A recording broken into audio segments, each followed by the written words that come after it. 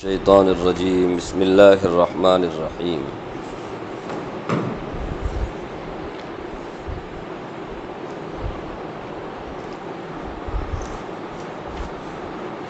وَإِنْ خِفْتُمْ شِقَاقَ بَيْنِهِمَا فَابْعَثُوا حَكَمًا مِّنْ أَهْلِهِ وَحَكَمًا مِّنْ أَهْلِهَا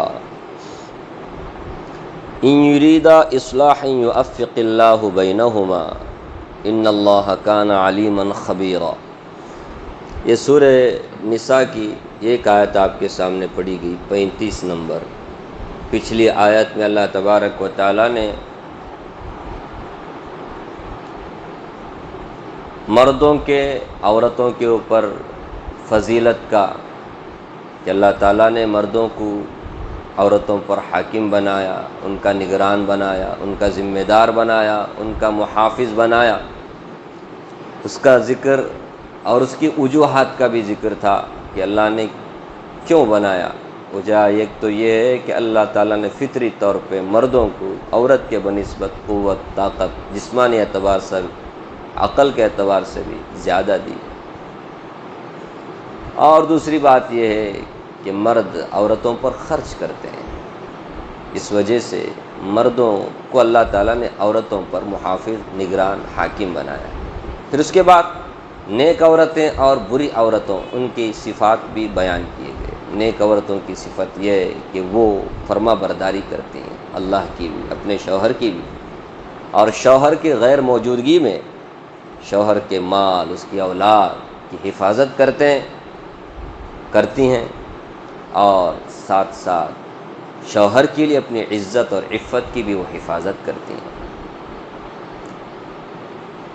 پھر بری عورتوں کے سلسلے میں کہا مردوں سے کہ اگر تمہاری بیویوں سے تمہیں شکایت ہے، وہ تمہاری نافرمانی کرتی ہیں، فرما برداری نہیں کرتی، بات نہیں مانتی، زبان چلاتی ہیں، تو پھر ایسے میں پہلے انہیں سمجھاؤ، نصیحت کرو،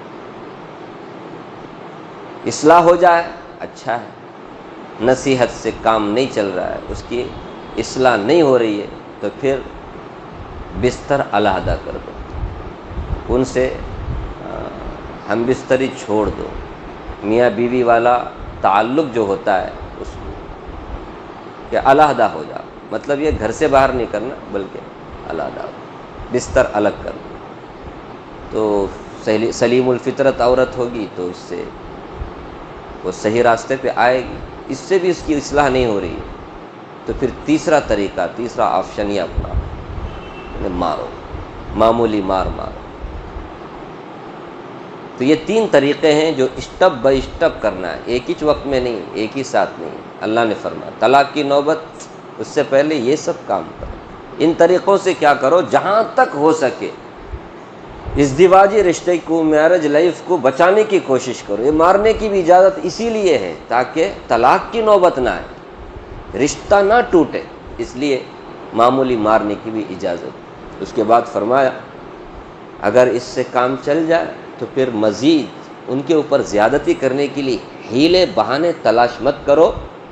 تم کو جو اللہ نے حاکم بنایا، شوہر بنا کر کے تم کو جو اختیارات اللہ نے دیے ہیں، یاد رکھنا ان اللہ علی کبیرہ، اللہ تعالیٰ بہت برتر ہے، وہ بڑے ہیں، عظمت والے ہیں۔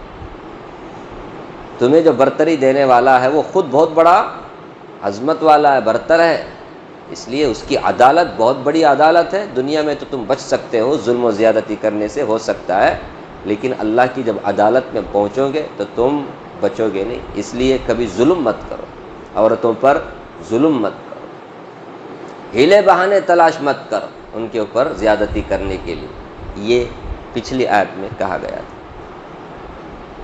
اب آگے اللہ تعالیٰ فرماتے ہیں ان 3 طریقوں سے بھی کام نہیں چل رہا ہے، عورت کی اصلاح نہیں ہو رہی ہے، تو یہ اس بات کی دلیل ہے کہ معاملہ اب میاں بیوی کے اندر، بیڈ روم کے اندر یہ مسئلہ اب حل ہونے والا نہیں۔ معاملہ اس حد تک پہنچ چکا ہے کہ اب یہ صرف ہسبینڈ وائف ان دونوں کے ذریعے سے یہ مسئلہ حل ہونے والا نہیں، یہ معاملہ سلجھنے والا نہیں۔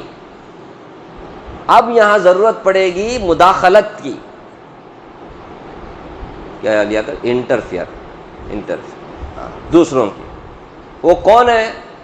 وہ خاندان کے لڑکا ہو لڑکی ہو، دلہا ہو دلہن، شوہر اور بیوی، ان دونوں کے خاندان کے جو بزرگ ہیں، ہاں سمجھدار ہیں، ایکسپیرئنس رکھنے والے، لڑکا لڑکی کے مزاج، ان کی عادات، ان کی خصلتوں کو اچھی طرح جاننے والے، ان کی میٹنگ بٹھاؤ، ان کی کمیٹی بناؤ. سمجھ رہے؟ عدالت تک بات مت لے جاؤ، عدالت تک بات مت لے جاؤ، گھر کے اندر ہی یہ بات رہے. اب بیڈ روم سے باہر آیا، بس بیڈ روم میں یہ مسئلہ حل ہونے والا نہیں، گھر کے اندر ہی اب گھر والے کیا کریں گے؟ اس میں مداخلت کریں گے، کیونکہ یہاں تک معاملہ پہنچ چکا ہے. فرمایا وَإِنْ خِفْتُمْ شِقَاقَ بَيْنِهِمَا، اگر تمہیں اندیشہ ہو، ڈر ہو، شقاق بینہما، شوہر اور بیوی، میاں بیوی کے درمیان نزاع اور جھگڑے کا تمہیں خوف ہو، یعنی اب یہ مزید جھگڑا بڑھے گا، یہ مسئلہ حل نہیں ہو رہا ہے بلکہ اور بڑھ رہا ہے، یہ تینوں جو طریقے اپنائے گئے اس سے کچھ بھی فائدہ نہیں ہوا، کام نہیں چلا. فرمایا اگر ان دونوں کے درمیان میں نزاع اور جھگڑے کا تمہیں اندیشہ ہو، ڈر ہو، مطلب جھگڑا دیکھ رہے ہو بڑھ رہا ہے، فَابْعَثُوا حَكَمًا مِّنْ أَهْلِهِ وَحَكَمًا مِّنْ أَهْلِهَا، تو پھر لڑکے کے گھر والوں کے طرف سے ایک حکم اور لڑکی کے گھر والوں کے طرف سے ایک حکم. حکم بولے تو پنچ، میں نے کہا نا جو سمجھدار ہیں ان کو دونوں کو بٹھایا، وہاں سے بھی ایک ہو یہاں سے بھی ایک ہو، سمجھ، لڑکے والوں کی طرف سے بھی لڑکی والوں کی طرف سے،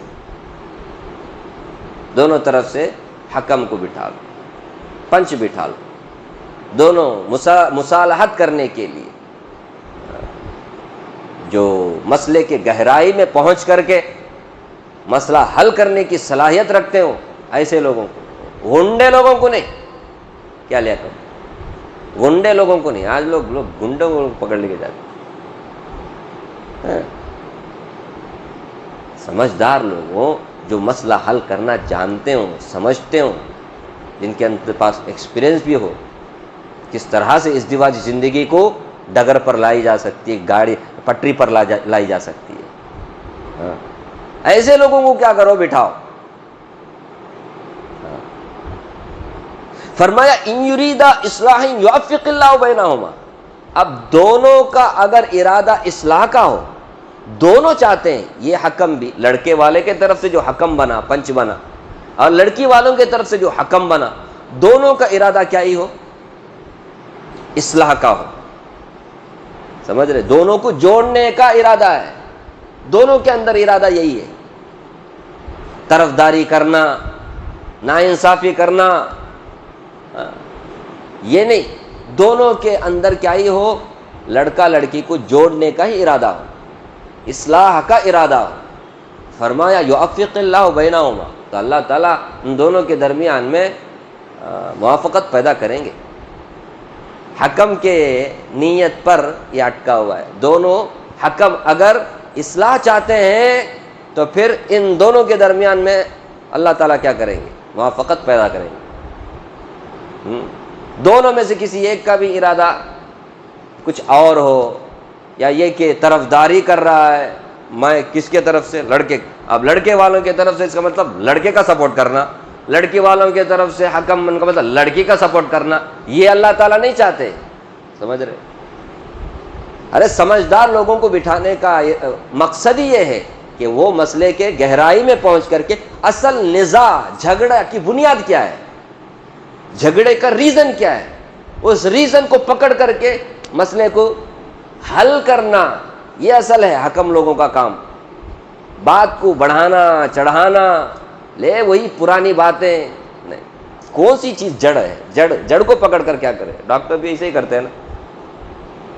آج کل کے ڈاکٹر بار بار چیک اپ کراتے رہتے ہیں، وہ کرو یہ کرو. آپ کے نہیں، پہلے لوگوں کے ایسے، اس وجہ سے پیٹ درد ہو رہا ہے، وہاں سیدھا پہنچتے تھے. تو حکم لوگوں کو بٹھانے کا ہی مقصود ہوتا ہے۔ فرمایا اگر ان کے دل میں ارادہ اصلاح کا ہو، دونوں کو ملانے کا ہو، جوڑنے کا ہو، تو اللہ ان کو دونوں کو جوڑیں گے۔ تو حکموں کا کام جوڑنے کا ہے، توڑنے کا نہیں ہے۔ توڑنے کا سب کام عدالت میں ہے۔ یہ جو مصالحت کونسلنگ کے لیے بیٹھائے جاتے ہیں، چاہے وہ کون سی بھی کون سی بھی جماعت ہو، سمجھ رہے؟ تو یہ خاندان والوں سے بھی خطاب ہے یہ اللہ کا، اور اسی طرح خاندان والے کون بھی سمجھدار نہیں ہے۔ ابھی زیادہ تر اسی سے سب کیا بولتے، سمجھنا ہی نہیں چاہتے، ایسے ہی طرفداری کی بات کرتے رہتے ہیں۔ ایسے نہ سمجھ لوگ ہیں تو پھر جماعت، پھر کون بٹانے کا؟ لڑکی کی جماعت، لڑکی کی جماعت۔ آج کل تو ماشاءاللہ مسجد والے تو لڑکے کی طرف سے ایک مولوی، لڑکی کی طرف سے ایک مولوی، یہ جماعت والے میں سے بیٹھ کر کے کیا کریں؟ مصالحت کریں، مفاہمت کریں، دونوں کو جوڑنے کی کوشش کریں۔ عدالت تک نوبت نہیں جانا، اس لیے اللہ تعالیٰ یہ سب جتن کر رہے ہیں، یہ سب باتیں۔ دیکھو نا، ہمارے خاندان کی عزت کون کر رہے ہیں؟ یہ بتا رہے گا اللہ تعالیٰ کو ہمارے خاندان کی عزت کی اتنی پرواہ ہے نہیں۔ بیڈ روم تک ہونا چاہیے، بیڈ روم سے پھر خاندان کے اندر، بس اس سے آگے پورا ادھر پورا شہر، پورا محلہ، پورا ایسا نہیں ہونا چاہیے۔ تو یوفق اللہ بینہما، اللہ تعالیٰ دونوں کے درمیان میں موافقت پہ، کیونکہ اللہ تعالیٰ دلوں کو بدلنے والا ہے نا۔ جو دل آج ٹوٹے ہوئے ہیں، ان ٹوٹے ہوئے دلوں کو جوڑنا صرف اللہ کا کام ہے، اور کوئی نہیں جوڑ سکتا۔ اب دونوں کا ارادہ اگر جڑنے کا ہے تو اللہ ضرور جوڑیں گے۔ اب یہ حکم، ان کی نیت میں فتور ہے، ان کی نیت میں ہی خرابی ہے، تو پھر کیا ابھی ہوا نہیں؟ کتنے کی مرتبہ پنچ بٹھائے، کتنے کی مرتبہ پنچایت کرے، کتنے کی مرتبہ کیا ابھی ہوا نہیں؟ دیکھنے کا ہمارے نیت میں کوئی فتور تو نہیں ہے، طرفداری کی باتیں نہیں کرنا چاہیے۔ اس لیے اللہ تعالیٰ آگے فرماتے ان اللہ کان علیما خبیرا، کہ بلا شبہ اللہ تعالیٰ جاننے والے بھی ہیں، باخبر بھی ہیں، جانتے ہیں کس کی نیت میں کیا ہے، کس کے ارادے میں کیا ہے۔ نیت میں فتور ہوگا، نیت میں طرفداری کا جذبہ ہوگا، نیت میں حق اور انصاف دلانا، مصالحت کرنا، جوڑنا نہیں ہوگا، یاد رکھنا اللہ تعالیٰ علیم ہے، خبیر ہے، وہ جانتا ہے۔ جب وہ جانتا ہے تو وہ پکڑے گا بھی۔ کسی کی زندگی کو اچھی بنانے کی کوشش کرو، یہ نہیں کہ ملا سو موقع ہے توڑیں گے۔ ارے مصالحت، اصلاح، جوڑنا، یہ کام ہے تم لوگوں کا۔ یہ کن کا کام ہے؟ حکم کا، پنچایت لوگوں کا۔ پنچایت میں کوئی بھی توڑنے کی بات نہیں کرنے کا، سمجھ رہے؟ یہ توڑنا ووڑنا کی بات کرنا ہی چاہے تو کن کو کرنے کا ہے؟ ان دونوں کو کرنے کا ہے، لیکن وہ کرنے کے لیے بھی پنچایت والوں کو اختیار نہیں ہے۔ اکثر فقہا یہی کہتے ہیں، جو حکم بیٹھتے ہیں نا، پنچ بیٹھتے ہیں نا، ان کو صرف جوڑنے کا ہی ادھیکار ہے، توڑنے کا ادھیکار نہیں ہے، سمجھ رہے؟ اب جوڑنے کے حد تک یہ کوشش کریں، جڑ نہیں رہا ہے۔ اللہ فرما رہے ہیں کہ اصلاح کا ارادہ ہے دونوں کا، دونوں پنچ کا، دونوں طرف والوں کا، تو اللہ ضرور موافقت پیدا کریں گے۔ سمجھو کہ موافقت نہیں ہو رہی ہے، یعنی جڑنے کا کوئی چانس نہیں ہے، تو پھر یہ کیا کرے؟ یہاں فائل بند کر کے بولے اب عدالت جاؤ۔ کہاں جاؤ؟ اب جاؤ کورٹ۔ عدالت بولے تو یہ یہاں کا ہائی کورٹ، سپریم کورٹ نہیں، دارالقضاء، جہاں قاضی کیا کرتے ہیں، اسلامی شریعت کے جو اسکالر ہوتے ہیں، قاضی ہوتے ہیں، وہ فیصلہ سناتے ہیں شریعت کے مطابق، وہاں پر ان کو لے کے جاؤ، سمجھ رہے؟ تو یہ چوتھا مرحلہ ہے، اس میں بھی بات حل نہیں ہو رہا ہے، تو پھر بعد میں پانچواں مرحلہ ہے۔ ہاں تک بھی مرد کو کیا کرنا چاہیے؟ سنبھالنا چاہیے، غصے میں آ کر کے گولی نہیں چلانے کا طلاق کی، صبر کرنا چاہیے، کیونکہ طلاق جو ہے نا، اللہ تعالیٰ نے مردوں کو جو اس کا اختیار دیا ہے، وہ غصہ نکالنے کے لیے، انتقام نکالنے کے لیے نہیں، بلکہ ازدواجی زندگی بہت مشکل میں کٹ رہی ہے، جڑ نہیں رہی، بہت جھگڑے ہو رہے ہیں، کتنا بھی سمجھایا جا رہا ہے، کچھ بھی فائدہ نہیں، پھر جا کر کے پورے ہوش حواس کے ساتھ یہ کیا کرتا ہے؟ فیصلہ لیتا ہے۔ لڑکی کو بھی اگر کھلا لینا ہو ایسے ہوش حواس کے ساتھ، سمجھ رہے نا، جلد بازی میں، انتقام کے جذبے میں، غصے میں آ کر کے کام کیا جانے والا نہیں ہے۔ یہ اور بات ہے کہ لوگ آج اکثر و بیشتر غصے میں کیا کرتے ہیں؟ طلاق دیتے، بعد میں آ کے بولتے میں غصے میں دیا، تو کیا پیار سے دیتے کیا طلاق؟ غصے میں دینے کا، لیکن اللہ تعالیٰ فرماتے ہیں غصے میں نہیں دینے کا۔ کیسے دینے کا؟ سوچ سمجھ کر کے، یہ سارے مرحلے طے کرنے کے بعد میں ہی، نہیں سمجھ؟ اب اگر غصے میں دیے تو طلاق تو ہو جاتی ہے۔ اب سمجھو کہ یہ 4 طریقے اس نے اپنائے نہیں، 4 طریقے اپنانے سے پہلے ہی کیا کر دیا؟ نہ سمجھی میں طلاق دے دی، طلاق تو ہو جاتی ہے، طلاق تو پڑ جاتی ہے۔ طریقہ لیکن وہ نہیں ہے۔ طریقہ کیا ہونا چاہیے؟ یہ ہونا چاہیے۔ کاش ہمارے تمام نوجوانوں کو یہ طریقہ معلوم ہو، نہیں معلوم کرنا چاہیے۔ جو بھی شادی ہونے والے ہیں ان کو اسی لیے تو میں نے کہا سورہ نساء ہے، لڑکا لڑکی دونوں کو کیا کرنا چاہیے؟ شادی ہونے سے پہلے ایک مرتبہ اس کی تفسیر پڑھنا چاہیے۔ سورہ احزاب، سورہ نور، یہ 3 سورے بہت امپورٹنٹ ہیں۔ اس میں معاشرتی مسائل کو اللہ نے بیان کیا، معاشرتی مسائل، معاشرتی گھریلو خاندانی مسائل کو اللہ نے ایک دم تفصیل کے ساتھ بیان کیا۔ اب آپ دیکھ رہے ہیں، کل سے سن رہے ہیں، کل سے پرسوں سے کس طرح اللہ تبارک و تعالیٰ نے معاشرتی مسائل کو کھول کر بیان کیا۔ ٹھیک ہے، تو یہ 4تھا مرحلہ ہے۔ اللہ تبارک و تعالیٰ مجھے بھی آپ کو بھی اللہ کی کتاب پڑھنے، سمجھنے اور اس کے تقاضے پہ عمل کرنے کی توفیق اور طاقت عطا فرمائے، آمین۔